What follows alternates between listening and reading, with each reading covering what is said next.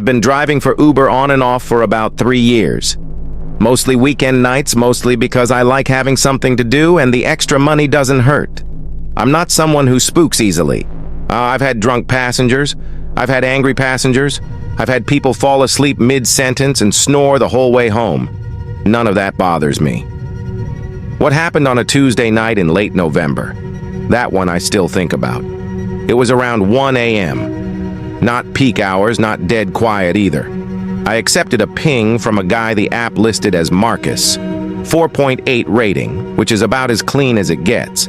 The pickup location was a stretch of road near an industrial park on the edge of town. Not unusual.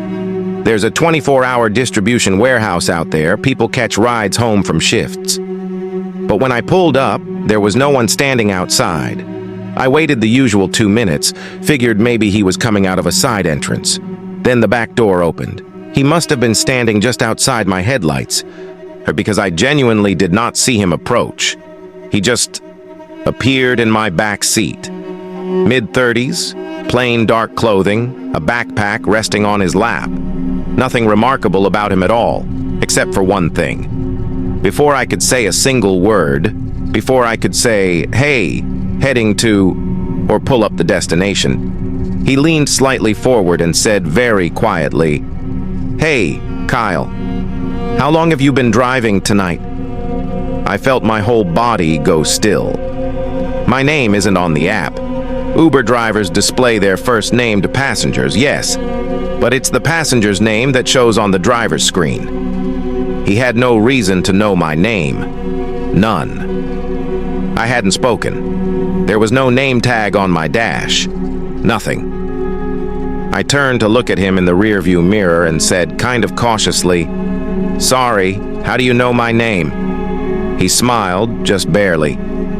"Hi, it said on the app." It didn't. I pulled up the Uber driver interface right there. My name wasn't visible anywhere on the passenger-facing screen. I know this because I checked later, multiple times.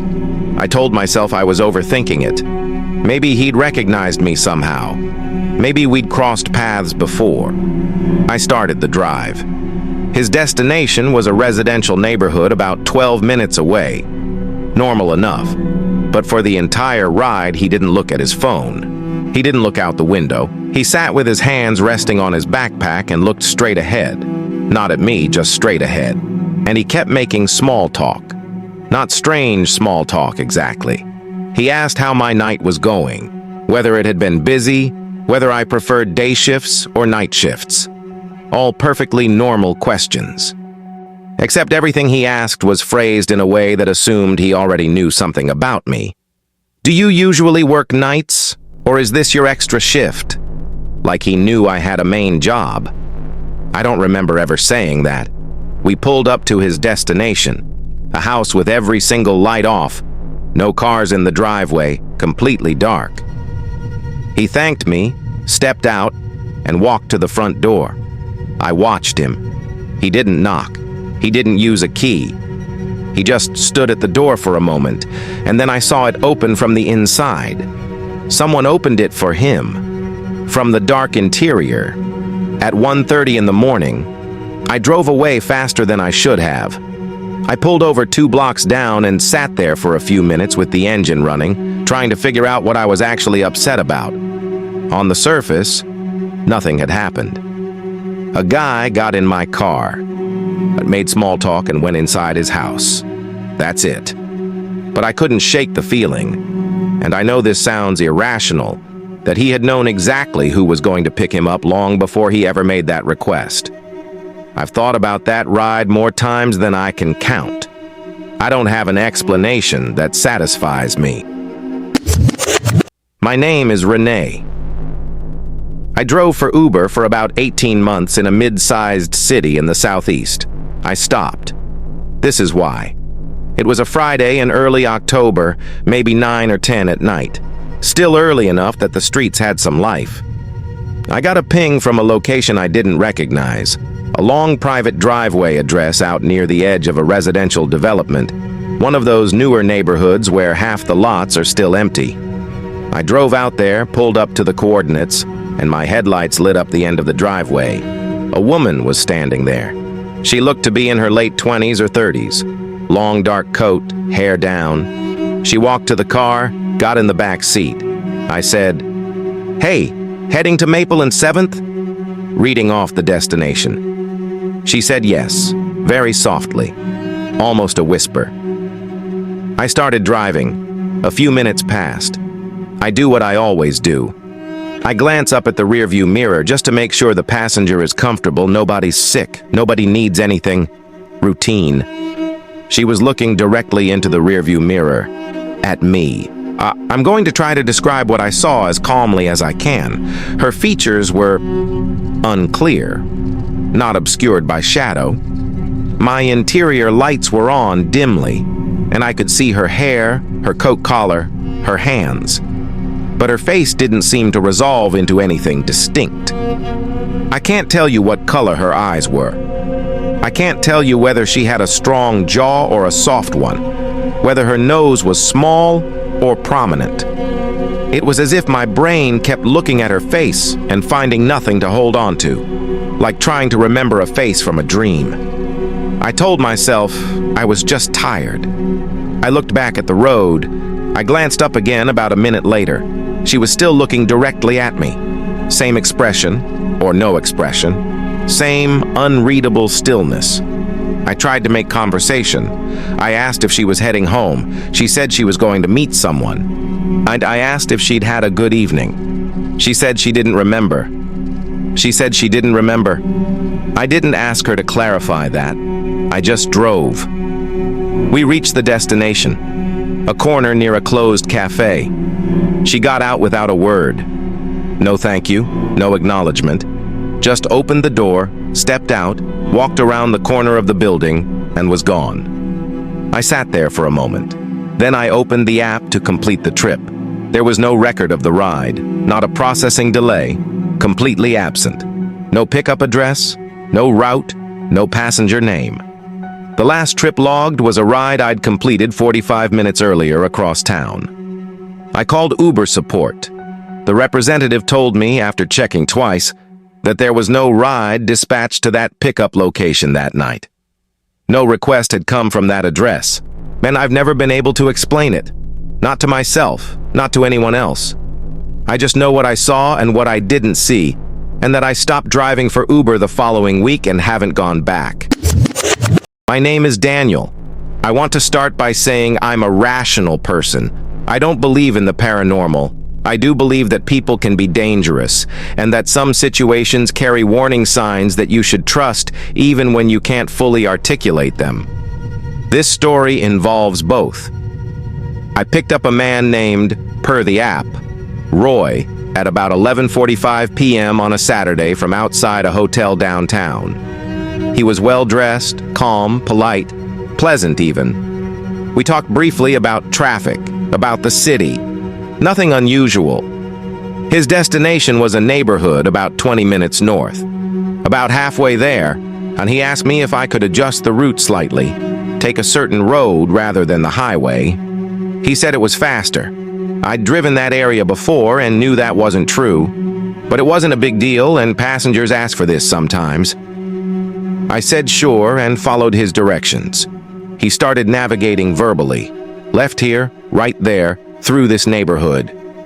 We went deeper into what became an increasingly quiet residential area. No streetlights, houses set far back, no traffic whatsoever. Not alarming on its own. Quiet neighborhoods exist. Then he asked me to slow down in front of a particular house. He was looking at it intently as we passed. Just a regular house, completely dark. "That one?" he said. "That your place?" I asked. He didn't answer. He asked me to circle the block. I said, I'm sorry? "Circle back around," he said again. Perfectly calm, perfectly polite. "I want to see the back." I felt something in my chest tighten. I said, "I can drop you here if this is your stop." He said it wasn't his stop. Said, "What's your address?" He recited one. I put it in the app. It was 3 streets over, a different house entirely. I told him I'd take him directly to his address and started the route. He didn't object. He went quiet for the rest of the ride, looking out the window calmly, the same expression on his face as when we'd circled that dark house. I dropped him off, ended the trip, and drove away. It was a 15-minute drive home. I spent most of it trying to convince myself there was an innocent explanation. Maybe it was a property he was looking at buying, maybe a friend's house, and maybe something completely reasonable that I'd misread. I reported the ride to Uber the next morning regardless, flagged it as suspicious, described the request to circle the property, gave the house address he'd asked me to circle. I don't know if anything came of it. I never heard back. But I'll tell you this. For weeks after that night, every time I drove past an unlit house, I thought about the way he'd said, "that one." Not with longing, not with recognition, just with the focused, clinical interest of someone doing a task. I don't drive at night anymore. I've been driving rideshare for 4 years across 2 different cities. You accumulate a lot of strange nights. This one is different from the rest and not in any way I can make sense of. The pickup was at a rest stop off the interstate at about 2 a.m. I know that sounds immediately alarming, but rest stops do show up as pickup locations sometimes. People's cars break down, someone needs to get to a hotel nearby. The app showed the passenger's name as Grant, 3.2 rating, which I noticed but didn't think too much about. He was waiting at the edge of the parking lot when I pulled in. Older, maybe late 60s, wearing a heavy canvas jacket despite it being a warm night. He walked to the car slowly, opened the front passenger door, and sat down beside me instead of in the back. People do this sometimes. It usually means they want to talk. He did want to talk. Within the first 3 minutes, he told me that he'd been traveling for 6 days, that he'd taken rideshare across 4 different states, that he was heading somewhere specific but wouldn't tell me where. He'd only that it was important he arrive before sunrise. I said, "Your destination in the app is the Meridian Inn. Is that right?" He said, "That's what I put." The phrasing struck me as strange. Not yes or that's right, just that's what I put. He talked for most of the drive, rambling, slightly disconnected, not in a way that suggested he'd been drinking, but in a way that felt like someone who had been awake too long and was having trouble keeping their thoughts sequential. He talked about a town he'd grown up in. He talked about a house that had been demolished. He talked about a person, no name, just her, who he described as the last person who had known him when he was young and who he said was gone now. Then he said something that has stayed with me word for word. "I'm the last one.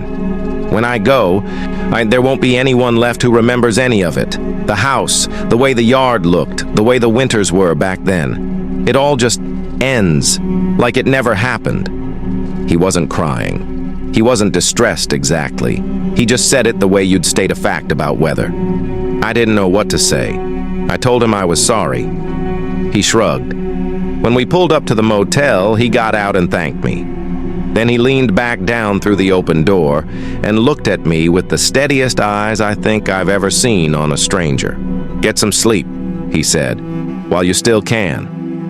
Stared at him. He walked into the motel without looking back. Now I've turned that phrase over 100 times. While you still can. Maybe it was nothing. Just the words of an old, tired, grieving man who'd been awake for too long. Maybe it was a warning. And maybe he was simply telling me something true about impermanence, and I was the one projecting darkness onto it. I genuinely don't know. But there was something about the way he said it. Certain, final, like someone reading from a script they'd rehearsed a long time ago that I have never fully been able to shake. I've had thousands of rides.